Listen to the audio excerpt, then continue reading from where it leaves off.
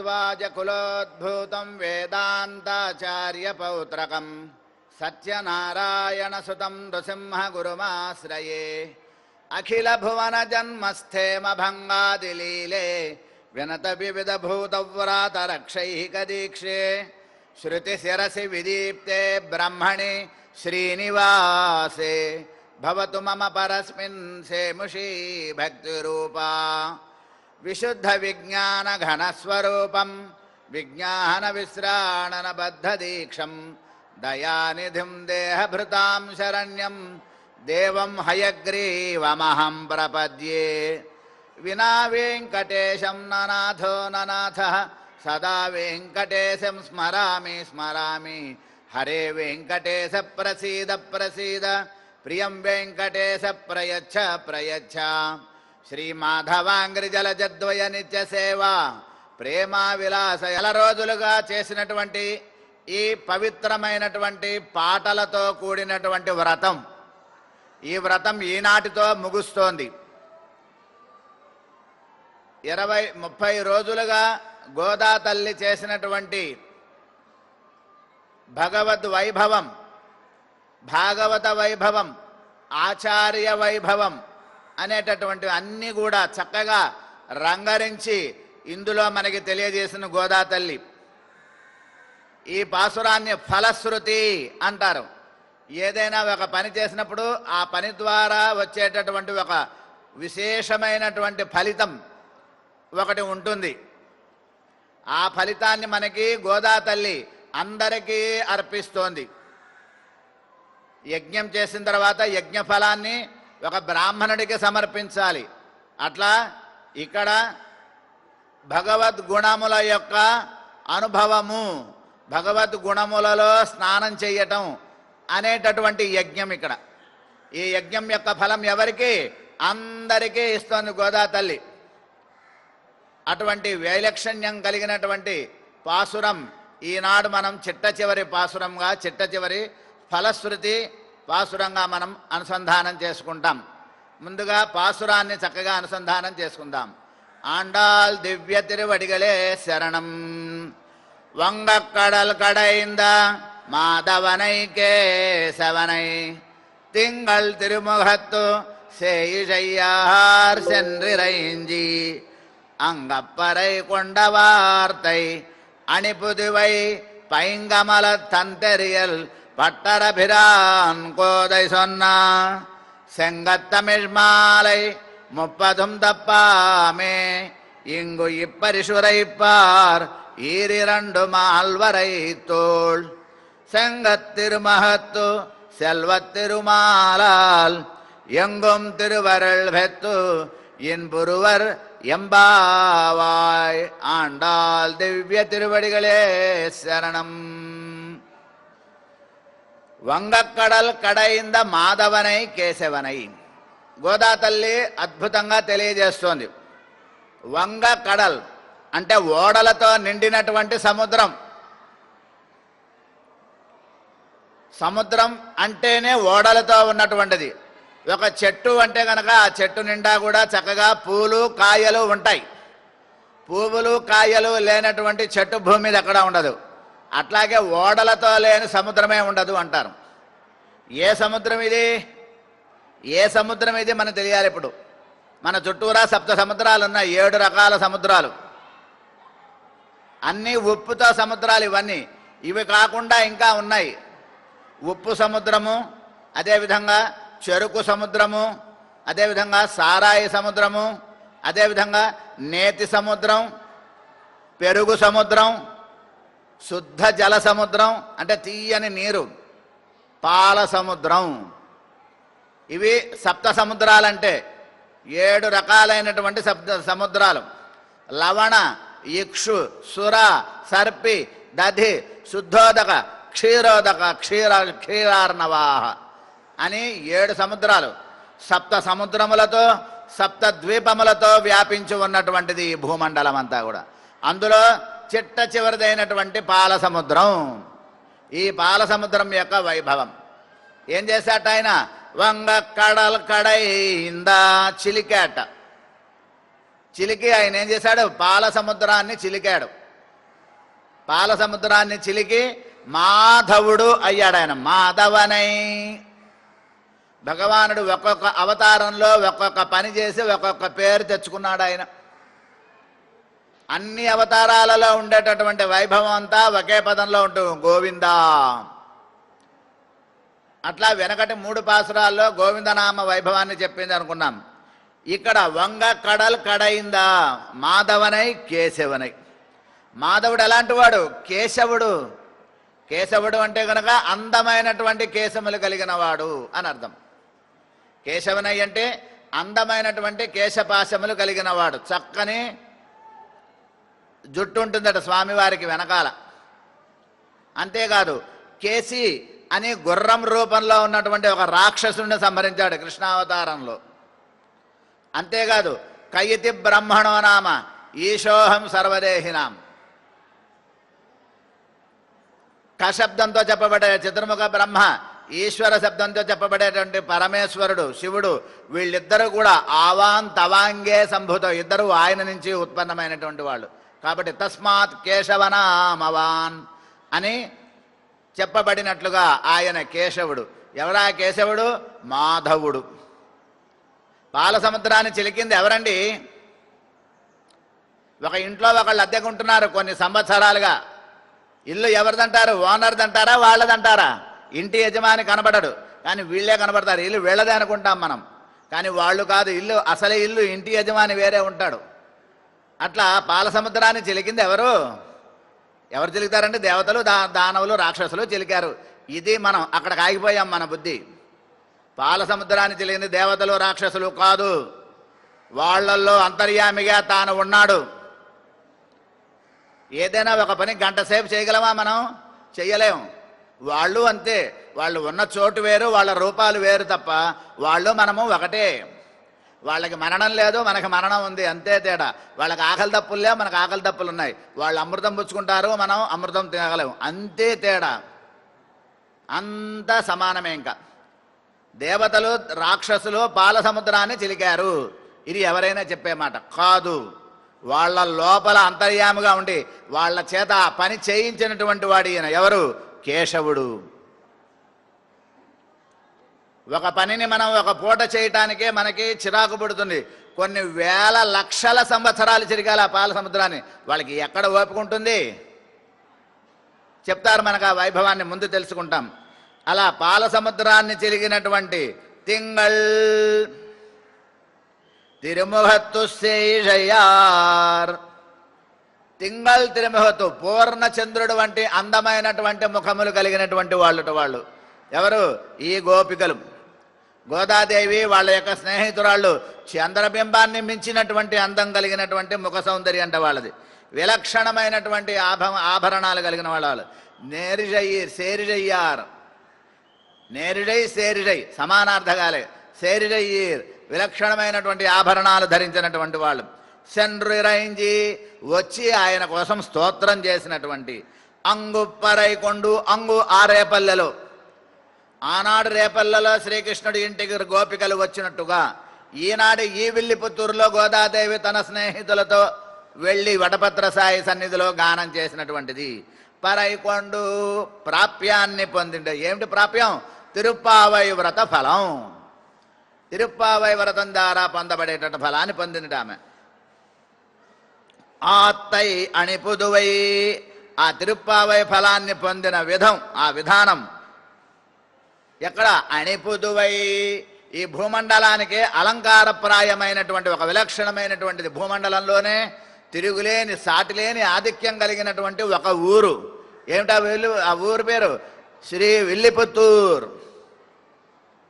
సంస్కృత భాషలో శ్రీ ధన్వి నవ్యపురం. అప్పటి వరకు ధన్వి నవ్యపురం, అప్పటి వరకు విల్లిపుత్తూరే.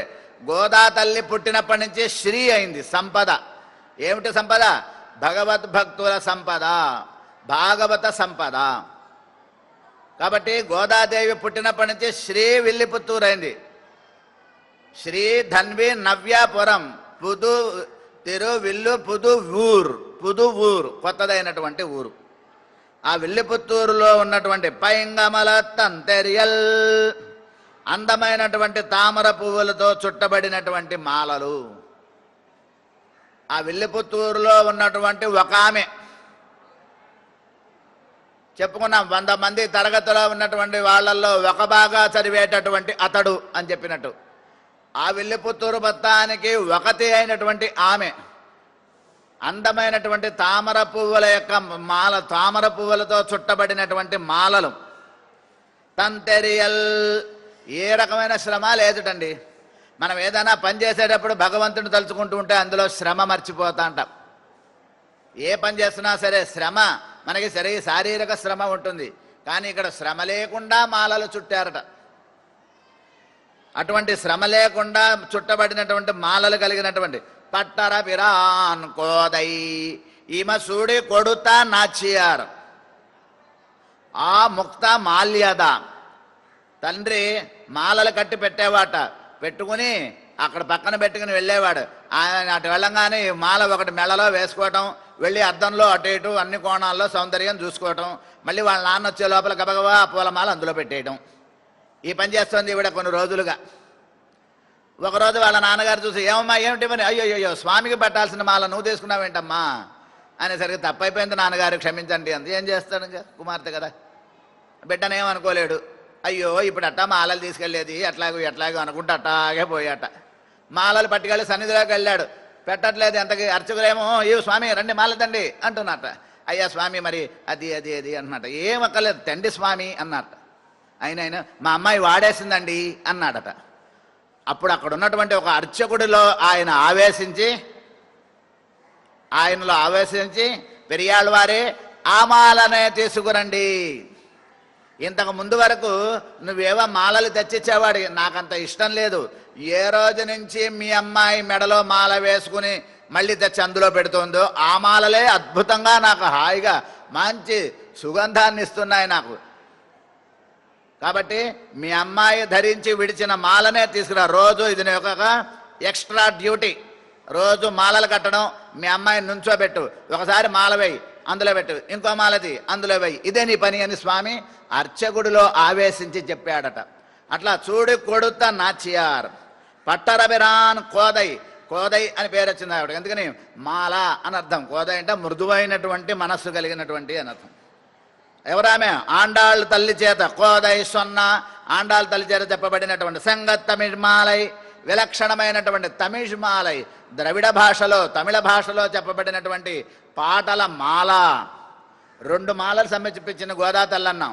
పూమాల వాళ్ళ నాన్నగారు కట్టింది, పామాల ఈమె పాడిన పాటలు. 2 మాలలు స్వామికి వైభవాన్ని పెంచాయి అంటారు.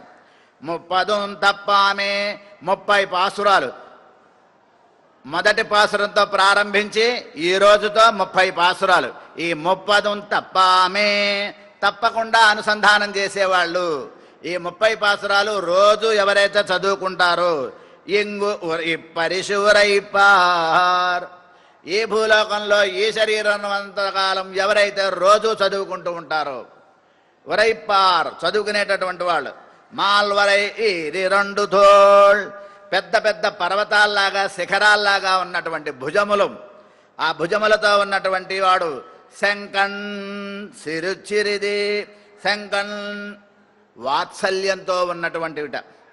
స్వామి యొక్క కళ్ళు వాత్సల్యంతో ఎర్రబడతాయి. కోపంతో ఎర్రబట్టం కాదండి, వాత్సల్యంతో కూడా ఎర్రబడతాయి కళ్ళు. తెలుసా మీకు? కళ్ళు కోపంతోనే ఎర్రబడవు, వాత్సల్యంతో ఎర్రబడాలట. వాత్సల్యంతో ఎర్రబడినటువంటి కన్నులు. తిరుముఖత్తు, అందమైనటువంటి తిరుముఖ మండలంట. స్వామి యొక్క రూపం చూస్తుంటే 2 కళ్ళు చాలవు, ఇంకా చూడాలి అనిపించేటటువంటి దివ్యమైనటువంటి ముఖమండలంతోనూ. చల్వత్తి రుమాలాల్, ఆయన పతి, ఆయన వాసుడు, ఆయన వెంకటేశ్వరుడు. ఎప్పుడైతే అమ్మవారు వచ్చిందో శ్రీ వెంకటేశ్వరుడు, శ్రీనివాసుడు, సెల్వ తిరుమాలాల్. సంపద ఐశ్వర్యం అంటే ఏంటి? అమ్మవారే ఐశ్వర్యం. ఒక ఇంటికి ఐశ్వర్యం ఎవరు? ఇంటికి దీపం ఇల్లాలే. ఇంటికి ఐశ్వర్యం గృహిణే, ఇంటికి ఆభరణం. అట్లా భగవంతుడు కూడా ఆమె ఆభరణం, ఆమె ఐశ్వర్యం. ఆమె లేకపోతే ఆయన ఎక్కడున్నాడు? ఆ ఐశ్వర్యం అని చెప్తున్నారు, అది ఐశ్వర్యం. ఐశ్వర్యపూర్ణురాలైనటువంటి శ్రీ వల్లభుడు, ఆమె ఉంది కాబట్టి ఆయన ఉన్నవాడు వల్లభుడయ్యాడు, శ్రీ వల్లభుడయ్యాడు. వల్లభత్వం. అప్పటి వరకు కూడా అరే ఊరే ఏరా ఏరా అని తిట్టేటటువంటి వాడిని ఎప్పుడైతే వాడికి పెళ్ళి అవుతుందో పక్కన అమ్మాయి వస్తుంది, ఆ అమ్మాయి ముందు గౌరవంగా మాట్లాడాలి. ఇదే వాడిని మనం పక్కన తిడతాం. అమ్మాయి వాడి పక్కన ఉంటే వాడిని గౌరవంగా పిలవాలి. ఈ గౌరవం వాడికి ఎక్కడిది? అమ్మాయి వల్ల వస్తుంది. పక్కన భార్య వల్ల వచ్చే వైభవం. సెల్వ తిరుమాలాల్. పెళ్ళయిన తర్వాత ఉండేటటువంటి పురుషుని అదృష్టమే అదృష్టం అంటారు. కాబట్టి భగవానుడు కూడా అమ్మవారు ఉండటం వల్లే ఐశ్వర్యంట, వైభవం అంటున్నారు మనకి. ఎంగుం తిరువరుళ్ పెత్తు. ఈ ఐశ్వర్యాన్ని కూడా ఆ స్వామి యొక్క తిరువరుళ్ కరుణ, మనం భగవానుడి యొక్క కరుణ పొందటానికి గుడికి వెళ్ళాలి. భగవానుని ఆగ్రహానికి వెళ్ళకూడదు, అనుగ్రహానికి వెళ్ళాలి. మనం ఎలా వెళ్ళాలో వెళ్తే అలా ఆయన అనుగ్రహిస్తాడు. మనం మనకు తోచినట్టు వెళ్తే ఆయన ఆగ్రహిస్తాడు. ఆయన కరుణని పొందేలా మనం ఉండాలి. పొయ్యి మీద ఒక పాత్ర పెట్టామంటే ఆ పాత్రలో పాలు కాగటానికి యోగ్యంగా ఉండాలి. ఆ పాత్ర పాలు పెట్టంగానే పొయ్యి మీద వేడి చేయంగానే పాలు విరిగిపోతాయి. దోషం ఎక్కడ? పాలల్లో కాదు, పొయ్యిలో కాదు దోషం, పాత్రలో దోషం. మనం సరిగ్గా ఉంటే మన మనస్సు, మన హృదయం, మన బుద్ధి, మన ఆత్మ, మన యొక్క అహంకారం, మన యొక్క శరీరం ఇన్నున్నాయి ఈ లోపల ఇన్నున్నాయి. ఇవన్నీ కూడా సరిగా ఉంటే ఆయన దయ కలుగుతుంది. ఎంగొం తిరువరుళ్ పెత్తు ఎన్బురువర్. ఆ విధంగా సుఖించాలి. ఏమిటి ఆమె గోదాదేవి యొక్క విషయం ఏమిటి? ఆమె ఉద్దేశం అందరూ సుఖించాలి. వంగక్కడల్ కడైంద మాధవనై కేశవనై. మహాబలశాలులైనటువంటి దేవదానవుల్ట. వాళ్ళ బలం ఎక్కడ బయటపడింది? వాళ్ళ బలం సముద్రాన్ని చిలకడంతోనే పోయింది వాళ్ళ బలం అంతా అంటున్నారు. దేవదానవులు బలవంతులండి మానవుల కన్నా. ఏమిటి వాళ్ళ బలం? ఒక సముద్రాన్ని చిలకలేకపోయారు వాళ్ళు. ఎందుకు సముద్రాన్ని చిలకాల్సి వచ్చింది? దూర్వాస మహర్షి వచ్చాడట స్వర్గానికి.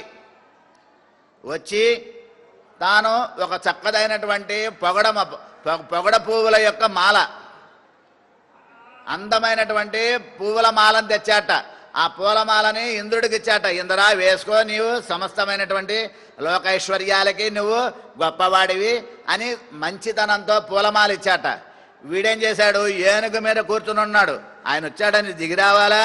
దిగిరాలేదు సరిగదా. ఆ ఏనుగు మీద కూర్చుని ఈ పూలమాల ఏనుగు తొండంతో అందుకున్నట. అంతటి మహానుభావుడు వస్తే వాడి అహంకారం చూడండి. ఆ పూలమాల అందుకుని ఏం చేశాడు? ఏనుగు వేశాట. మళ్ళీ తీసి ఏనుగు వేసేసరికి ఆ పూలమాల ఏనుగు మెడలో వేశాడు దాన్ని. ఆ పూలమాలలో ఉండేటటువంటి కాడలు మొదలైనటువంటివి ఉన్నాయి ఇందులో. ఆ సంపెంగమాల అంటే ఏముంటుంది? పౌడమాలంటే తుమ్మెదలు వాళ్తాయి దాని మీద.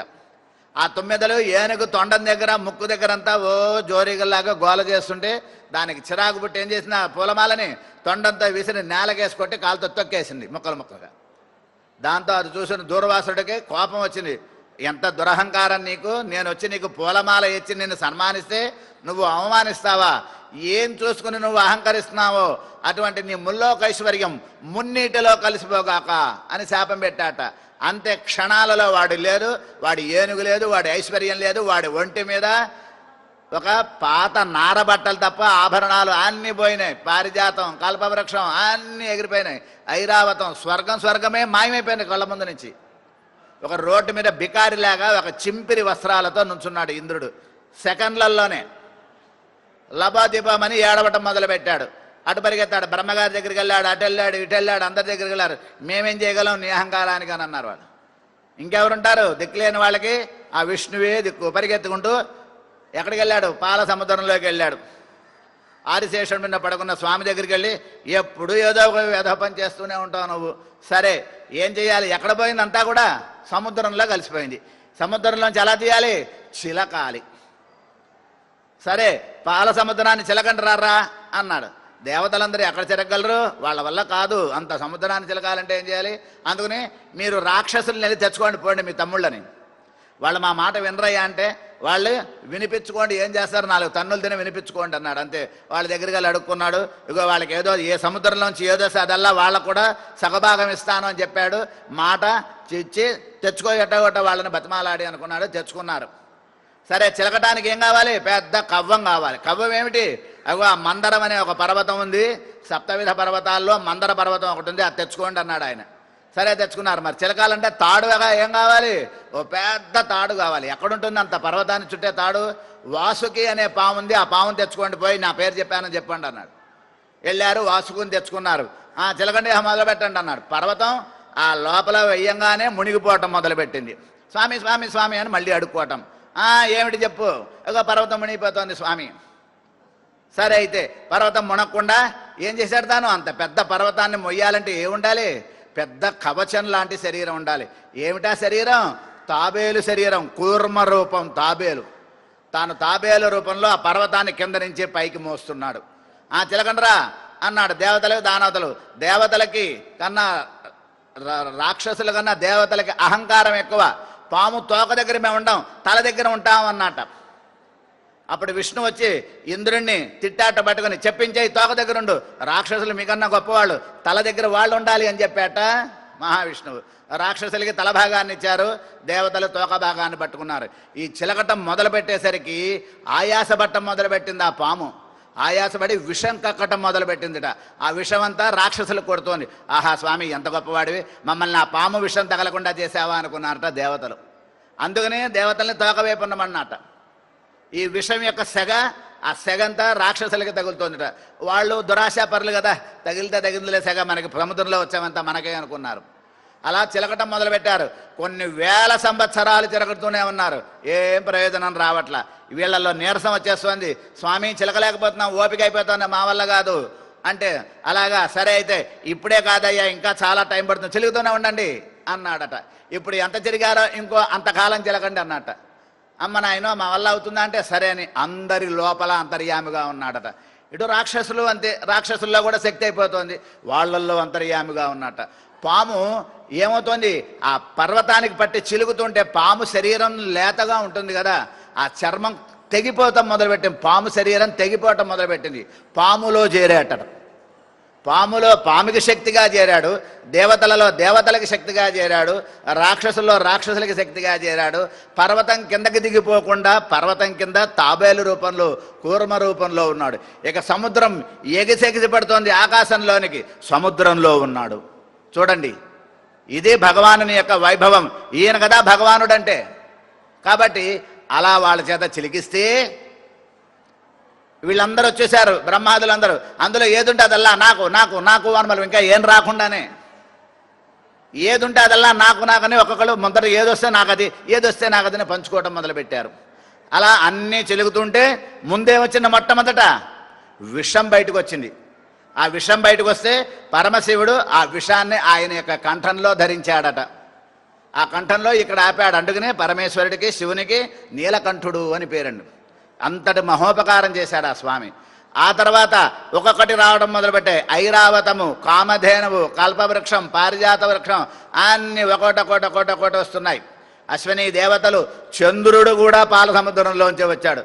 ఆ తర్వాత చిట్ట చివరికి లోకోత్తర సౌందర్యంతో అమ్మవారు బయటకు వచ్చిన మహాలక్ష్మి. ఈ రాక్షసులందరూ వెంటబడ్డారు. నాకు కావాలి అమ్మాయి, నాకు కావాలి, నాకు రాక్షస బుద్ధి అన్నమాట. స్త్రీ వ్యామోహం అంటే రాక్షస బుద్ధి అన్నమాట. అప్పుడు ఆ మహాలక్ష్మి పారిపోయి అక్కడి నుంచి వాళ్ళ దగ్గర నుంచి స్వామి స్వామి అని శ్రీమన్నారాయణుడి పాదాల మీద పడింది ఆవిడ. అప్పుడు స్వామి ఆమెను ధరించాడట. మాధవుడు మహాలక్ష్మికి భర్త, ఈమె ఇక నుంచి నా భార్యగా ఉంటుంది అని అందరితో శాసనం చేశాడు. ఎందుకని చేయించేది ఈయనే కదా, మీరందరూ దూరంగా ఉండండి, ఆ మహాలక్ష్మి నన్ను ఆశ్రయించింది కాబట్టి ఆమెను నేను అర్ధాంగిగా స్వీకరిస్తున్నాను. శ్రీమన్నారాయణుడు, మతుప్పు అంటే కలిసి ఉన్నటువంటి శ్రీమత్తు నారాయణుడు, శ్రీమన్నారాయణుడు అయ్యాడు ఆయన. అట్లా మహాలక్ష్మిని ధరించాడు ఆయన, మాధవుడు అయ్యాడట. అట్లా ఒక్కొక్కటి వచ్చింది. ఆ తర్వాత చివరికి అమృతం వచ్చింది. అమ్మవారి తర్వాత చివరికి అమృతం వచ్చింది. ఆ అమృతాన్ని పంచడం కోసం వాళ్ళందరూ కొట్టుకోవటం, వీళ్ళందరినీ కూర్చోబెట్టడం, ఆయన మోహిని రూపం ధరించడం, ఆయన దేవతలకు మాత్రమే అమృతాన్ని పోస్తూ రాక్షసులకి పోసినట్టుగా తన యొక్క మోహిని రూపంతో వాళ్ళని మోసం చేయటం, అదంతా స్వామి లీలలో భాగం. అందులో రాహుకేతు అనేటువంటి పేరు కలిగినటువంటి ఒకడు దేవతలలో ఒక రూపంగా వచ్చి అందులో ఉండటం, వాడిని చక్రంతో సంహరించడం, రాహుకేతువులు సూర్యచంద్రులు గమనించడం అంతా మనకు తెలిసిన విషయమే. ఇట్లా పాల సముద్రాన్ని చిలికినటువంటి మహానుభావుడు. ఆ వైభవం చెబుతున్నారు మనకి ఇక్కడ. హాయిగా పడుకోవాల్సినటువంటి తమ ఇంటిని చెల్లా చెదరు చేసి పెట్టాడు. ఎవరి కోసమో? స్వార్థపరులైన దేవతల కోసం. మన ఇంట్లోకి బయట వాళ్ళు ఎవరన్నా వచ్చి మన ఇంట్లో ఇక్కడ ఈ గదిలో ఆ గదిలో సర్దుతుంటే ఊరుకుంటామని ఏమన్నా? ఎవరయ్యా మా ఇంట్లోకి వచ్చావు అన్నీ సర్దుతున్నావు అంటాం. అట్లాంటిది దేవదానవులందరూ కూడా పాల సముద్రంలో వచ్చి ఆయన పడుకునే పాల సముద్రాన్ని అంతా కూడా ఏం చేశారు? చెల్లా చెదరు చేసి పారేశారు పాల సముద్రాన్ని. అయినా కానీ వాళ్ళకి సహాయం చేశాట. అది భగవానుడంటే. కాబట్టి స్వార్థపరులైనటువంటి దేవతలు వాళ్ళు, రాక్షసులు చెప్పాల్సిన పనే లేదు, వాళ్ళ పేర్లలోనే ఉంది వాళ్ళ గొప్పతనం. అటువంటి వాళ్ళ కోసం నువ్వు హాయిగా పడుకునేటువంటి నీ సముద్రాన్ని వాళ్ళ కోసం చిలికి పెట్టావా స్వామి, ఏమి ఔదార్యం అంటోంది గోదా తల్లి. వంగ కడల్ కడైంద మాధవనై కేశవనై. కాబట్టి భగవానుడు దేవతలకు ఒక మిషన్ పెట్టి, ఏమిటా మిషన్? మిష అంటే కనుక ఒక నెపం అని అర్థం. అమృతము, మీకు అమృతం వస్తుంది రా, అమృతం వస్తుంది చిలకండి అని చెప్పాట. అమృతం అనేటటువంటి ఒక నెపం మిషన్ పెట్టి మహాలక్ష్మిని తాను పొందినటువంటి వైభవం అంటున్నట్టు. అసలైనటువంటి అమృతం ఎవరు? మహాలక్ష్మి. క్షీరసాగర ఉద్భవ మహాలక్ష్మి, ఆమె అసలు అమృతం. మరి తర్వాత అమృతం వచ్చింది కదా అంటే అది అమృతం కాదుట. అదేమిటది? ఉప్పుచారు అంటారు పూర్వాచార్యులు, ఆళ్వార్లు. అసలైనటువంటి అమృతాన్ని నీవు ధరించి ఉప్పుచారు వాళ్ళ మహాన పాడేశావా స్వామి అంటారు ఆళ్వార్లు. అంతటి గొప్పదనంట. అంటే ఎవరికి ఏది ఇవ్వాలో, ఎవరికి ఏది తీసుకోవటానికి యోగ్యత ఉందో అది స్వామికి తెలుసండి. మనకి ఎప్పుడెప్పుడు ఎక్కడెక్కడ ఏ ఏ సమయాలలో ఎప్పుడెప్పుడు ఏం చేయాలో ఆయనకు తెలుసు. అదంతా మన మహాన 3 గీతల్లో రాసే కింద పడేశాడు. నువ్వు అడిగినంత మాత్రాన్ని నీకు ఏదో అపూర్వం ఇచ్చేయటం, నువ్వు అక్కర్లేకపోయినా నీకేదో కష్టాలు పెట్టేయటం ఆయనకి ఏ పని కాదు. ఆల్రెడీ అదంతా సిద్ధమై వచ్చాకే భూమి మీదకి వచ్చాం మనం. అయితే అది ఏం జరగాలో అలా జరిగేలాగా చేయి స్వామి అని దండం పెట్టుకోవాలి మనం. అంతేగాని అదంతా తీసి ఇది ఇచ్చేసేయి అని అడగకూడదు మనం. అది మనకి ఏం అడగాలో కూడా మనకి తెలియదు. అట్లా దేవతలకి ఏమి ఇవ్వాలో తనకి తెలుసు, తను ఏం తీసుకోవాలో తనకి తెలిసినటువంటి వైభవం ఇది అంటున్నారు. ఎందుకని దేవతలనే వాళ్ళు ఎలాంటి వాళ్ళు? ప్రయోజనాంతర పరులు. వాళ్ళకి ఏం ఆశ్రయించాలో కూడా తెలియదు వాళ్ళకి.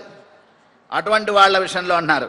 తిరుచంద విరుత్తం అనే దివ్య ప్రబంధంలో తిరుమనిషి ఆళ్వార్లు అతిల్ కిడందమున్ కడైంద పెత్తియోయ్, విశాలమైనటువంటి ఆ పాల సముద్రాన్ని ఎంత కష్టపడి చిలికావయ్యా, ఆదిశేషుడి మీద పడుకోవాల్సినటువంటి నీ సాగరాన్ని నీవే దగ్గరుండి వాళ్ళందరి చేత చెల్లా చెదరు చేయించుకున్నావా స్వామి, ఏమి నీ దయ అంటున్నారు ఆయన.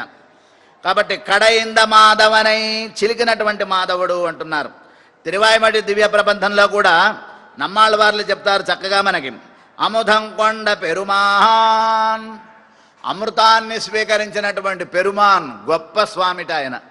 ఏమిటి అమృతం అంటే? మహాలక్ష్మిని వక్షస్థలంలో కలిగినవాడు అని. లోకంలో ఎవరైనా ఒక గొప్ప పని చేసి ఒక పెద్ద బిరుదు సంపాదిస్తారు. ఓ పెద్ద పుస్తకం రాశారనుకోండి, ఆ పుస్తకం రాయటం చేత అతనికి ఒక గొప్ప బిరుదుని ఇస్తారు. ఇది లౌకికమైంది. కానీ ఈయన లోకోత్తరమైనటువంటి పాల సముద్రాన్ని చిలికి మాధవుడు అనే పేరు తెచ్చుకున్నట్టు ఆయన. ఆ రకంగా ఆయన గొప్ప. భట్రవారు కూడా గుణరత్న కోశంలో చెప్తారు. స్ఖలిత కటకమాల్యై దోర్భిరబ్ధిం మురారే భగవతి దధిమాధం మధ్నత శ్రాంతి శాంత్యై భ్రమదమృత తరంగావర్తత ప్రాదురాసీత్ స్మితనయన సుధాభి సించతి చంద్రికేవా. సించతి చంద్రికేవా అంటే చేతుల ఆభరణాలు, వక్షస్థలంలో ఉండేటటువంటి మాలలు. చేతి నిండా ఆభరణాలు ఉన్నాయట, వక్షస్థలంలోనేమో మాలలు ఉన్నాయట స్వామికి. భుజాలలో ఉండే భుజాలము విశాలమైనటువంటి భుజాలు. ఆ భుజాలతో పాల సముద్రాన్ని చిలికావా స్వామి అంటున్నారు. ఆయనే చిలికింది పాల సముద్రం. దేవతలు దానవులను మనం అనుకుంటున్నాం, మనకు అంతవరకే ఉంది మన జ్ఞానం. కానీ అసలు చిలికింది ఆయన. ఆళ్వార్లు దర్శించారు ఆయన పాల సముద్రాన్ని చిలకటం ఆనాడు శ్రీకృష్ణ పరమాత్మ. అయితే ఇక్కడ ఒక ఆశ్చర్యం మనకి చెప్తారు వ్యాఖ్యాతలు. పాల సముద్రాన్ని చిలికింది శ్రీ మహావిష్ణువా లేకపోతే కృష్ణుడా? శ్రీ మహావిష్ణువా కృష్ణుడా పాల సముద్రాన్ని చిలికింది? శ్రీ మహావిష్ణువు అనుకుంటున్నాం మనం. కాదుట, కృష్ణ పరమాత్మే పాల సముద్రాన్ని చిలికాడంటాను గోదా తల్లి. ఎందుకని శ్రీకృష్ణుడికి చిన్నప్పుడు వాళ్ళమ్మ తాను పొద్దున్నే రోజు పాలు పెరుగు చిలుగటం చూపించేదిట. అప్పుడప్పుడు వాళ్ళ అమ్మట వెళ్తే మధ్య మధ్యలో కృష్ణుడు ఒకసారి చిలికి అంతా కింద మీద పారబోసేవాట. కాబట్టి అట్ట పారబోసి చిలికి చిలికి చిలికి బాగా చిలకటం నేర్చుకున్నట్ట. ఆనాడు అలా బాగా చిలికాడు ఆయన. కాబట్టి పాల సముద్రాన్ని చిలికింది మా కిట్టయ్య అంటోంది గోదా తల్లి ఇక్కడ అంటున్నారు. సమస్త దేవతలు చూస్తుండగా మహాలక్ష్మిని ధరించినవాడా అంటున్నారు. కాబట్టి ఆ రకంగా స్వామి యొక్క కూర్మావతార వైభవం మనకి ఇక్కడ చెప్తున్నారు అన్నారు. విష్ణు పురాణంలో కూడా 6 శ్లోకాలలో ఈ వైభవాన్ని మనకి వ్యాస మహర్షి చెప్తారు. మంధరాదేహి అధిష్టానం భ్రమతో అభూన్మహామునే రూపేణ అన్యేవ దేవానాం మధ్యే చక్ర గదాధర. శంఖ చక్రములతో చతుర్భుజములతో విలక్షణమైనటువంటి ఆభరణములతో విశేషమైనటువంటి కిరీటముతో స్వామి నీవు ఎంత శ్రమ తీసుకుని పాల సముద్రాన్ని చిలికావయ్యా అని వ్యాస మహర్షి కూడా కీర్తించారు అంటున్నారు. కాబట్టి మహాలక్ష్మిని పాల సముద్రాన్ని చిలికి ఆ పాల సముద్రంలో నుంచి వచ్చినటువంటి మహాలక్ష్మిని తనలో స్వామి ఐక్యం చేసుకుంటే ఇక్కడ గోదాదేవి ఏం చేసింది అంటే తిరుప్పావై అనేటటువంటి దివ్య ప్రబంధాన్ని చిలికి రంగనాథునిలో ఐక్యం అవటం అనేటువంటి అదృష్టాన్ని పొందింది అంటారు మన పెద్దలు. ఆనాటి కృష్ణావతారంలో గోపికలందరూ కూడా కాత్యాయని వ్రతం, లోకంలో పెద్దవాళ్ల కోసం కాత్యాయని వ్రతం చేస్తే కనుక మళ్ళీ వర్షాలు పడతాయి అన్నాడు కృష్ణుడు. అందుకని వ్రతం చేయాలంటే ఎవరు ఉండాలి? కన్యపిల్లలు ఉండాలి వ్రతానికి.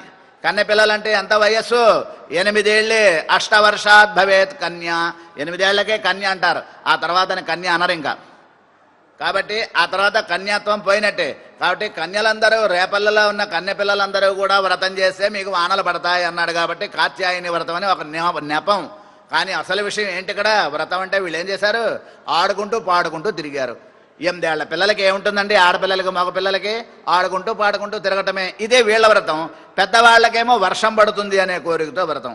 అలా చేసినట్లుగా ఇక్కడ మన గోదా తల్లి ఈ ధనుర్మాసంలో తిరుప్పావై దివ్య ప్రబంధం యొక్క పాటల యొక్క వ్రతం చేత ఆమె ముల్లోకాలలో ఉండేటటువంటి వాళ్ళకి, ఈ భూమండలంలో ఉండే ప్రతి వాళ్ళకి కూడా ఒక విలక్షణమైనటువంటి భగవద్ అనుగ్రహాన్ని కలిగించి, అంటే స్వయం తీర్త్వా పరాంతారయతి అని ఉత్తముడైనటువంటి వాడు తాను బాగుపడతాడు, తన పక్కన వాళ్ళని కూడా బాగు చేయకుండా ఉండలేడుట. వాడే ఉత్తముడు. బాగుపడరా అని చెప్తుంటాట ఉత్తముడు. కాబట్టి అట్లా ఉత్తమురాలైనటువంటి గోదా తల్లి తాను బాగుపడటమే కాకుండా ఊళ్ళో వాళ్ళందరికీ కృష్ణానుగ్రహం కలిగేలాగా చేసింది అంటున్నారు మనకి. కాబట్టి గోపికల ఆనందం ఏంటంట? ఆనందం తుళుకొత్తు అంటారు. వాళ్ళ ఆనందం అంతా వాళ్ళ యొక్క ముఖాల మీద కనబడుతుంది. వాళ్ళ యొక్క తిరుముఖ మండలం మీద కనబడుతున్నట్టు వాళ్ళ యొక్క ఆనందం. తింగల్ తిరుముఖవత్తు శేషయ్యార్. అందమైనటువంటి ఆభరణాలు కలిగినటువంటి గోపికలు. వాళ్ళ యొక్క అందం ఎక్కడ కనబడుతోంది? మెడలో వేసిన ఆభరణాలు, చేతికి పెట్టినవి అవి కాదు ఆభరణాలు అంటే. అందం అంటే కనుక ముఖంలో కనబడేదే అందం. ముఖంలో అందం 2 చోట్ల కనబడుతుంది. ఎక్కడ? పళ్ళల్లో, కళ్ళల్లో. నవ్వేటప్పుడు కళ్ళు అందంగా కనబడతాయట. నవ్వేటప్పుడు చక్కగా పలువరస అందంగా ఉంటుందట. కాబట్టి వీళ్ళ యొక్క అందమంతా వీళ్ళ ముఖంలో కనబడుతోంది అంటున్నారు. అంటే ఇక్కడ మనం ఒక సాంప్రదాయిక విషయం కనుక ఆలోచించినట్లయితే తిరుమంత్రం అని ఉంది, అష్టాక్షరి మంత్రం. ఆ తిరుమంత్రంలో ఉండేటటువంటి మంత్రంలో నారాయణాయ అనే పదంలో ఆయ కొరకు అని, ఇది స్పష్ట చతుర్థి అని. ఈ స్పష్ట చతుర్థి యొక్క అర్ధ ప్రతిపాద్యం, దాని యొక్క రూప ప్రార్థన కైంకర్యం. అర్ధ ప్రతిపాద్య రూప ప్రార్థన. ఆయన కొరకు. ఎవరి కోసం చేస్తున్నావు పూజ? ఆయన కొరకు. ఏం చేస్తున్నావు? ఈ ప్రసాదం ఆయన కోసం. ఈ పూలు ఎవరికి? ఆయన కోసం. కొరకు నారాయణాయ. ఇది రూప ప్రతిపాదకార్థ కైంకర్యం అంటారు. ఆ మధ్యలో ఉండేటటువంటిదేమో నమః పదం. ఓము నమః నారాయణాయ. నమః అనేది మధ్యలో ఉంది.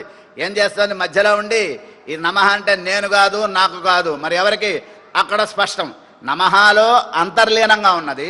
అదేవిధంగా నారాయణాయలో ప్రత్యక్షంగా ఉన్నటువంటి చతుర్థి. 2 చతుర్థులు ఒకళ్ళకి సంబంధించినటువంటిది.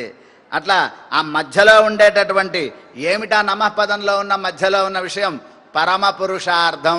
మనం ఏం చేసినా ఆయన కొరకు అనే బుద్ధి రావాలి మనకి. ఆ బుద్ధి రానంత వరకు మనం చేసేది ఏమవుతుంది? పాపం అవుతుంది అంటారు. స్వామి, నీ వల్ల, నీ కోసం, నీ అనుగ్రహంతో నీ వాడవైన నేను, ఇది కావాల్సిన విషయం. ఇది అనుగ్రహం అంటే, ఇది అనుగ్రహ సంబంధమైనటువంటి బుద్ధి అంటారు. ఇదేమంటారు? దీన్ని కైంకర్యము అంటారు. ఈ పరమ పురుషార్థం ఏంటి? కైంకర్యం. మనకి కైంకర్యం అంటే సేవ. సేవ అంటే ఏ ఫలితం ఆశించకూడదు, చెప్పుకున్నాం. నిష్కామ రూప కర్మానుష్ఠానం. నిష్కామ కర్మానుష్ఠానం. ఏ రకమైనటువంటి కోరిక లేకుండా పనిచేస్తామా? చెయ్యాలి. అలా చెయ్యటమే నిజమైనటువంటి కైంకర్యం. అలాంటి కైంకర్యమే గోదా తల్లి చేసింది. ఆమెకి ఏం కావాలండి? అందరూ బాగుపడాలని ఊళ్ళో ఆడపిల్లలను అందరినీ నిద్రలేపుకొని తీసుకెళ్ళింది ఆవిడ. అట్లా ఉండేటటువంటి మహాలక్ష్మి సముద్రంలో ఉద్భవించినప్పుడు సముద్రంలోని పాలతో, అదేవిధంగా భగవానుని యొక్క ప్రేమ కరుణా కటాక్షాల వర్షం. మహాలక్ష్మి సముద్రంలోంచి అవతరించింది. ఆ అవతరించినటువంటి పాల సముద్రంలోంచి బయటకు వచ్చినటువంటి అమ్మ స్వామి యొక్క కరుణా కటాక్షాలు అనేటువంటి వర్షంలో తడిసి, ఆ తర్వాత తండ్రి అయినటువంటి వాళ్ళ నాన్నగారి దగ్గర నుంచి పట్టు చీనాంబరాలు, ఆభరణాలు, ఎవరు? సముద్రుడు రత్నాకరుడి దగ్గర నుంచి ఆభరణాలతో అలంకరింపజేసుకొని, అదేవిధంగా అనంతకోటి దేవతలందరి సమక్షంలో ఆ శ్రీ మహావిష్ణువు యొక్క వక్షస్థలాన్ని అధిరోహించి, ఆ శ్రీయప్పతి యొక్క ముఖమండలంలో ఉండేటటువంటి ఆ కాంతిని, ఆ సౌందర్యాన్ని అనుభవించి ప్రకాశించింది ఆవిడ. అట్లాగే ఇక్కడ కూడా గోదా తల్లి మార్గశీర్ష మాసంలో మార్గశీర్ష స్నానం చేసి, తెల్లవారి కట్టే మంచులో, చీకటిలో, చలిలో తలరార స్నానం చేసి, చక్కని వస్త్రాలు ధరించి, విలక్షణమైనటువంటి ఆభరణాలు పెట్టుకుని, తనొక్కతే కాక తనతో పాటు ఇంకొక 10 మంది స్నేహితురాలను ఇలాగే అలంకరింప చేసుకొని వెళ్ళి శ్రీకృష్ణుని ఇంటికి వెళ్ళి శ్రీకృష్ణునితో తమకున్నటువంటి సంబంధాన్ని చెప్పుకొని ఆయన యొక్క కళ్యాణ గుణాలను కీర్తించి, నువ్వొక్కడివి, మాకొక్కళ్ళకే కాదు, ఇంకా చాలామంది ఉన్నారు, ఊళ్ళో వాళ్ళందరూ ఉన్నారు, వాళ్ళందరి దగ్గరికి వచ్చి మాకు అనుగ్రహించు అని ఆమె వాళ్ళందరి సింహాసనం వేసి, వాళ్ళందరి ముందు మంగళాశాసనం చేసి, ఆయన నుంచి ఏదో పొందాలనుకుని ఆయనకే మంగళాశాసనం చేసి, ఆయన యొక్క అవతార వైభవాన్ని కీర్తించి ఇలా తరించినటువంటిది గోదా తల్లి అంటున్నారు మనకి. ఈ వైభవం ఈ చివరి పాసురంలో 30 పాసురాల యొక్క వైభవం అంటున్నారు. విల్లిపుత్తూరులో ఉండేటటువంటి స్నేహితురాళ్లతో కూడినటువంటి ఆ ఒకానొక ఆమె, విల్లిపుత్తూరులో ఎన్ని లక్షల మంది ఉన్నారో ఆడపిల్లలు, వీళ్ళందరికీ ఈమె ఒకతే నాయకురాలు, గొప్పదైనటువంటి వైలక్షణ్యం కలిగినటువంటి గోదాదేవి అంటున్నారు. అందుకనే వీళ్ళందరినీ ఏమంటాను? గోదాదేవి తింగళ్ తిరుముహత్తు సేయ్యార్. తాను అందంగా ఉందని చెప్పుకోవటం కాదు, నాతో వచ్చిన మీరందరూ ఎంత అందంగా ఉన్నారు, మీ అందం వల్ల నేను కూడా అందంగా ఉన్నదాన్ని అయ్యాను అంటుంది గోదా తల్లి. అయితే పాల సముద్రం జరిగినటువంటిది ఆ స్వామియా లేకపోతే కృష్ణుడా అనుకున్నాం కాబట్టి కృష్ణుడు అని మనం అనుకోవచ్చు అని మనకి ఇక్కడ వ్యాఖ్యాతలు చెప్తారు. గోదా తల్లి అంటోంది ఏమంటోంది? స్వామి, ఎంత శ్రమ పడ్డావయ్యా స్వార్థపరులైనటువంటి దేవతల కోసం. దేవతలు పరమస్వార్థం, కష్టం వస్తేనే దేవుడు గుర్తొస్తాడు వాడికి, లేకపోతే వాడు సుఖభోగాల్లో ఆనందాల్లో అనుభవిస్తూ ఉంటాడు. ఆ రంభా ఊర్వశుల యొక్క నాట్యాన్ని ఆస్వాదించుకుంటూ హాయిగా ఆ పారిజాత వృక్షం కింద కూర్చుని హాయిగా ఆనందాన్ని అనుభవిస్తూ ఉంటాడు. ఎవరు? ఇంద్రుడు. ఎవరైనా రాక్షసుడు వచ్చి 4 తన్నులు తన్ని తరిమేస్తే మళ్ళీ దేవ స్వామి స్వామి స్వామి అని మళ్ళీ స్వామి కాళ్ళ మీద పడుతుంటాడు. అట్లాంటి వాళ్ళ కోసం నువ్వు ఎంత కష్టపడ్డావయ్యా, నీకు ఏమవసరం, నీ యొక్క దయా కరుణ అనేటటువంటి దానికి హద్దు లేదు కదా స్వామి అంటోంది. అందుకని వంగ కడల్ కడైందమ్మా దవనై కేశవనై. ఈ కేశవనై అనేటువంటిది కూడా ఆయన కష్టపడి సంపాదించుకున్నటువంటి బిరుదు అంటున్నారు. ఆ రకంగా కేశవనామవాన్, కేశవ యొక్క ముందు పాసురాల్లో కూడా కేశవ శబ్దాన్ని చెప్పింది గోదా తల్లి, ఇక్కడ కేశవ శబ్దాన్ని చెప్తోంది. కేశవ అంటే కనుక శ్రీ మహావిష్ణువు, అది ఇతరులకు ఎవరికి లేనటువంటి ఒక హోదా, ఒక గౌరవం అది. అట్లా తింగళ్ తిరుముఖత్తు అంటున్నారు. సాధారణంగా ఒక అందమైన ఒక స్త్రీ తన పక్కన ఇంకొక అందమైన స్త్రీ ఉంటే చూడలేదు, అహంకారాన్ని చూపిస్తుంటే అంటారు లోకంలో. కానీ అది కాదు అసలు స్వభావం. ఆమె అందం వల్ల నా అందం పెరిగింది అనుకోవాలట. అది గోదా తల్లి ఈ పాసంలో నేర్పుతోంది. తిరుముఖత్తు అందమైనటువంటి ముఖాలు అంటున్నారు. కాబట్టి అంతటి అందమైనటువంటి గోదాదేవి అంటున్నారు. శైషైర్ అంటున్నారు. సౌందర్యం స్వాభావికం. మనకి సౌందర్యం స్వాభావికంగా ఉండాలి, పుట్టుకతోనే అందం ఉండాలి. అంతేగాని ఆభరణాలు కొత్త బట్టలు వేసే ఆ సౌందర్యం ఎక్కువసేపు ఉండదు. అవి ఒంటి మీద ఉన్నంత వరకే, అవి ఎక్కువసేపు ఒంటి మీద ఉంచుకోలేం. అవి తీసేసినా, ఏ అలంకారం లేకపోయినా, ఏ సెంటులు, ఏ పౌడర్లు, ఏ క్రీములు రాయకపోయినా సహజంగా ఉండే అందం ఎక్కడుంటుంది? ముఖంలో నవ్వితే కనపడాలట అందం అంటున్నారు. అట్లా ఇరైంజీ అంటున్నారు. ఆభరణాలు కలిగిన వాళ్ళు అంటున్నారు. అటువంటి ఆభరణం అంట. ఎలాంటి ఆభరణం అంటే ఆనాడు సుగ్రీవుడికి ఉందిట ఆభరణం. ఏమిటి సుగ్రీవుడికి ఉన్న ఆభరణం? సుగ్రీవం, మంచి మెడ కలిగిన వాడుట. ఎందుకని సుగ్రీవుడికి మెడ కలిగింది? మాల ధరించటం వల్ల. గ్రీవం అంటే కనుక మెడలో ఏముంటుందండి? మెడలో మాల ఉంటుంది. లక్ష్మణుడి చేత శ్రీరామచంద్రుడు సుగ్రీవుడికి మాల వేశాడు కాబట్టి వీడు సుగ్రీవుడు అయ్యాడు, లేకపోతే గ్రీవుడు అయ్యేవాడు. ఆ లక్ష్మణుడి చేత మాల వేయబడింది కాబట్టి సుగ్రీవుడు బ్రతికాడు అంటారు మనకి. అటువంటి అందమైనటువంటి మాల అంటున్నారు. అంతేకాదు, రామ పట్టాభిషేక సమయంలో శ్రీరామచంద్రుడికి వరుణదేవుడు అసలు లోకోత్తరమైనటువంటి ఒక ముత్యాల హారాన్ని ఇచ్చాడట. గిఫ్ట్ అనమాట. పట్టాభిషేకం గిఫ్ట్ ఇచ్చాడు. ఆ ఇచ్చినటువంటి దాన్ని స్వామి ఏం చేశాడు? అమ్మవారికి ఇచ్చింది. కాబట్టి అలంకారం పురుషులకి ఉన్న, ఆడవాళ్ళకి అలంకారం ఎక్కువ. ఏదన్నా సరే ఆభరణం ఉంటే ముందుగా స్త్రీకి ఇవ్వాలి ఆభరణం. అట్లా స్వామి తన భార్య అయినటువంటి సీతమ్మకి ఇచ్చాడు. సీతమ్మ ఏం చేసింది? ఆమెకు భక్తుడైనటువంటి హనుమంతుడికి సమర్పించింది. హనుమంతుడు ఆ మాల వేసుకుని ఆనందంతో పొంగిపోయాడట. రామాలింగనం సీతమ్మ వారి చేత ఇవ్వబడినటువంటి మాల, అందుకని చిరంజీవి అయ్యాడు హనుమంతుడు అంటారు. అట్లా సీతమ్మ వారి యొక్క మాలని ధరించినటువంటి నిజమైన భక్తుడు హనుమంతుడు. నేను చేశా, నేను వెళ్ళాను కాబట్టి అయిందని ఎప్పుడు అనుకోవాలి. అంతా రామనామం చేయించింది, నేనేం చేయాల అన్నట్టు. అంతా అయిన తర్వాత జాంబవంతుడు అడిగాడు హనుమంతుడిని, హనుమా అంత సముద్రాన్ని ఎలా దాటావు? వాళ్ళందరినీ తప్పించుకుని ఎలా? వాళ్ళందరితో మహా దుర్మార్గులు, వాళ్ళతో యుద్ధం ఎలా చేశావు హనుమా? ఎంత గొప్పవాడివి నువ్వు! నీ బలం అమేయం, నీ యొక్క పరాక్రమం అజేయం, అసలు హద్దు లేదు నీ గొప్పతనానికి అన్నట్ట జాంబవంతుడు. చాలే ఊరికేవయ్యా, ఇదంతా నేను చేశానా? నేను ఎగరగలితే ఎగిరానా? నేనేమి చేయలా, రామనామమే చేయించింది అంతా కూడా అంటట హనుమంతుడు. రామనామ వైభవం.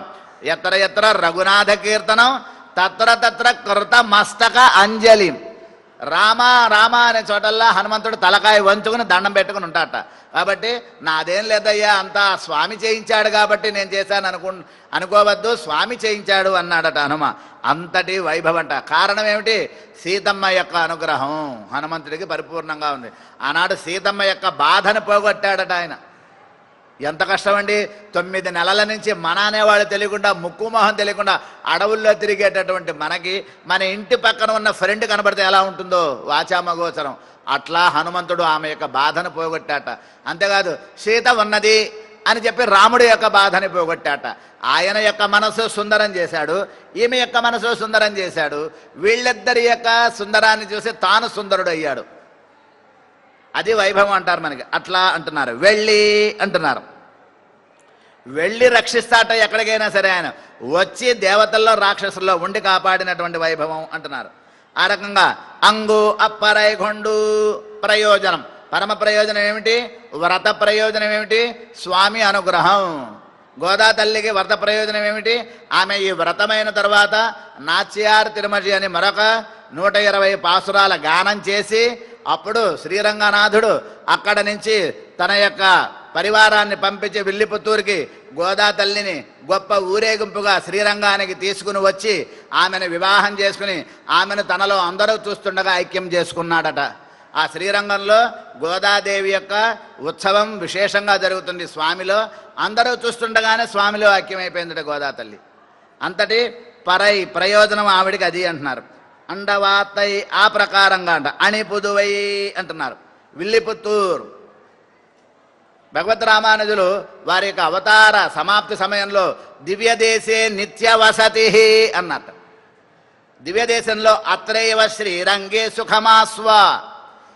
నీ జీవిత చరమాంకంలో శ్రీరంగంలో ఉండవు మూల, ఎక్కడో అక్కడ చెట్టు కింద కూర్చో చాలు శ్రీరంగంలో, నీకు పరమపదం రిజిస్టర్డ్ అయిపోయినట్టే, టికెట్ బుక్ అయిపోయినట్టే పరమపదానికి అన్నట్ట స్వామి. అట్లా విల్లిపుత్తూరు అంతటి గొప్పదైనటువంటిది. ఎందుకని ఒక మహానుభావుడు ఉన్నాడనుకోండి ఒక ఊళ్ళో, ఆ ఊరిలో వాళ్ళందరూ కూడా ఆయన యొక్క పేరుతో చెప్పబడతారు. తిరుక్కోటియూర్ నంబి, తిరుక్కోటియూర్ అనే దివ్యదేశం, ఆ దివ్యదేశంలో ఉన్నటువంటి నంబి ఒక జ్ఞాని, మహాజ్ఞాని. అందుకని తిరుక్కోటియూర్ నంబి అంటారు ఆయన. ఏ గొప్పవాడు ఏ ఊరిలో ఉంటే ఆ పేరుతో అతన్ని పిలుస్తారు. వడక్కు తిరువీధి పిళ్ళై, ఆ వడక్కు ఉత్తర దిశలో శ్రీరంగంలో ప్రాకారంలో ఉత్తర దిక్కులో ఒక వీధిలో ఉండేటువంటి ఒక పిళ్ళై, ఒక పిల్లవాడు. చిన్న పిళ్ళై అంటే చిన్నపిల్లాడని, కానీ జ్ఞానవంతుట, జ్ఞాన అనుష్ఠాన వైరాగ్యాలు కలిగినటువంటి వాట వడక్కు తిరువీధి పిళ్ళై. అట్లా ఒక్కొక్కళ్ళకి ఒక్కొక్క ఊరు పేరుతో వాళ్ళ వైభవం ఉంటుంది. అట్లా ఇక్కడ కూడా విల్లిపుత్తూరు భట్టరభిరాన్ గోరైశ్వన్న చెప్పాం కదా. ఎంతటి గొప్పవాళ్ళు, పెరియ ఆళ్వార్లు ఆయన, చెప్పుకున్నాం మనం వెనకాల. ఆయన యొక్క గొప్పతనం ఆళ్వార్లందరిలోనూ కూడా ఈయన గొప్పవాడు. ఈయన్ని మించినటువంటిది గొప్పది ఈమె. ఆయన భగవంతుడికి తనొక్కడే మంగళాశాసనం చేశాడు. స్వామి నీకేం దిష్టి తగలకూడదని ఆయన ఒక్కడే అన్నాడు. ఆయన ఒంటరిగా చెప్పాడు. కానీ గోదా అలాంటల్లా ఒక 10-15 మందిని వెంట పెట్టుకుని స్వామికి మంగళాశాసనం చేసింది. అండ్రు ఉలహమళందా ఎడిపోతి అన్నట్టు. అట్లా ఆ వాత్తై అణిపుదువై పైంగమల తంతెరియర్ భట్టరపిరాన్ గోదసన్న సంగత్తమిర్మాలై 30 తప్పామే. ఈ 30 తప్పకుండా అంటోంది. ఏమిటి 30 పాసురంలో అంటే మొదటి 5 పాసురాల్లో కూడా ఎవరు భగవానుడు? పాల సముద్రంలో ఉన్నటువంటి వాడు భగవానుడు, పరమపదంలో ఉన్నటువంటి వాడు భగవానుడు, లేదు అవతారాలలో ఉన్నవాడు భగవానుడు, లేదు అంతర్యామిగా ఉన్నవాడు భగవానుడు, లేదు ఆయన అర్చా రూపంలో మన కోసం వచ్చినవాడు, అదిగో ఆ వెంకటేశ్వరుడిగా వచ్చి నుంచున్నాడు, ఆయన భగవానుడంటే అని భగవంతుడు ఎవరో చెప్పింది. ఆ తర్వాత 6వ పాసురం నుంచి 15వ పాసురం వరకు 10 పాసురాల్లో భగవంతుని యొక్క విషయంలో శ్రద్ధ కలిగినటువంటి 10 రకాల మనస్తత్వాలు కలిగిన వాళ్ళని లేపింది. ఆ తర్వాత 16వ పాసురంలో శ్రీకృష్ణుడు ఇంటికి వెళ్ళింది నాయకనాయన నందగోపనుడయ్యా అని. అక్కడికి వెళ్ళిన తర్వాత వాళ్ళ గదిలో ఉన్నటువంటి వాళ్ళందరినీ కూడా నిద్రలేపాలని చూసింది. అక్కడ వాళ్ళ యొక్క అనుగ్రహాన్ని పొందింది. ఆ తర్వాత వాళ్ళందరూ కూడా అమ్మవారి అనుగ్రహం, నప్పిన పిరాటి ఒద్దికలో ఉండటం వల్ల వాళ్ళందరిలో వాటి ముందు నప్పిన పిరాటిని ప్రార్థించింది. పురుషకార వైభవం అక్కడ చెప్పారు. ఆ తర్వాత అక్కడి నుంచి 4 పాసురాల్లో గోదా తల్లి వైభవాన్ని చెప్పింది. ఆ తర్వాత నిన్ను ఆశ్రయించడానికి మాకు ఏ రకమైనటువంటి అభిమానాలు లేవు బాబు, మా అభిమానాన్ని పక్కన పెట్టుకుని నిన్ను ఆశ్రయించామన్నాం. ఓహో, ఇంతటి అభిమానాన్ని కూడా పక్కన పెట్టి నా కోసం వచ్చారంటే మీకు నేనేం చేయమంటారు అంటే, వచ్చి కూర్చోరా, లోపల గదిలో గారు బయటికి రా, ముందు నలుగురిలోకి రా అని పిలిచింది. వచ్చి చూస్తే ఆయన యొక్క పాదాలు చూసి ఆయన్నేదో అడగాలని ఆయనకి మంగళాశాసనం చేసింది. ఆ తర్వాత ఆ పూర్తి అనేటటువంటి పాసురంలో ఉండేటటువంటి వైభవమే వైభవం అంటారు. ఆమెట గోదా తల్లి తాను ఉన్న కాలంలో ఆ తిరుమాలరింజోల దివ్యదేశంలో ఉన్నటువంటి స్వామికి 108 గంగాళాలతో చక్కగా ఆ కూడారై అనేటటువంటి 27వ పాసురంలో వస్తుంది ఆ వైభవం. 108 గంగాళాలతో పాయసాన్ని చేసి అక్కడ పంచాలి అనుకుందిట ఆవిడ. అది ఆమె చెయ్యలేకపోవడంతో భగవద్ రామానుజులు చేశారట ఆ కైంకర్యాన్ని. అందుకనే అన్నా అని పిలిచిందట విగ్రహంలో నుంచి. ఆ విగ్రహంలో నుంచి విల్లిపుత్తూరులో రామానుజులని అన్నా అని పిలిచిందిట. అందుకని భగవద్రామానుజులకి అన్నా అని పేరు, కోయిలన్నా అని పేరు భగవద్రామానుజులకి.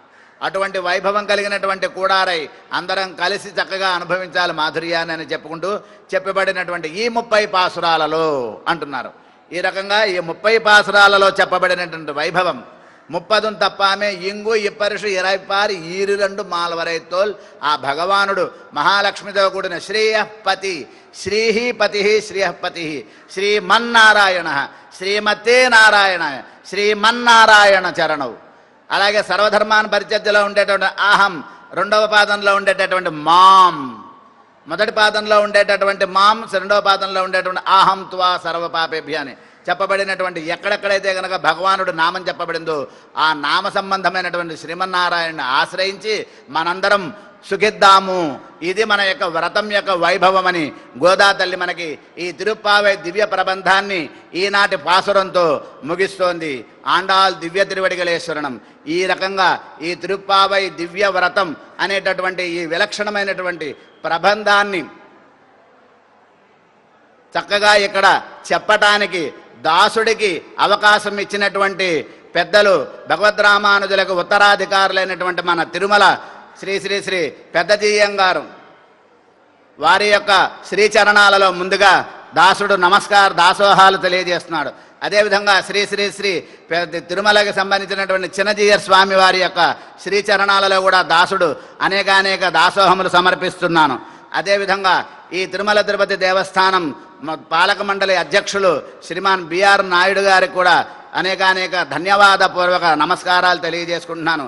శ్రీకార్య నిర్వహణాధికారులు తిరుమల దేవస్థానం వారికి శ్రీ అశోక్ సింఘాల్ ఐఏఎస్ గారికి వారికి కూడా అనేక ధన్యవాదాలు తెలియజేస్తున్నాను. అదేవిధంగా ఎస్విబిసి ఛానల్ ద్వారా ప్రపంచవ్యాప్తంగా దాసుడి యొక్క 4 మాటలు తెలియజేస్తున్నటువంటి ఛానల్ వారికి, అందులో పనిచేసేటటువంటి కార్యకర్తలకి, కెమెరామెన్లకి అందరికీ కూడా పేరున దాసోహాలు తెలియజేసుకుంటున్నాను.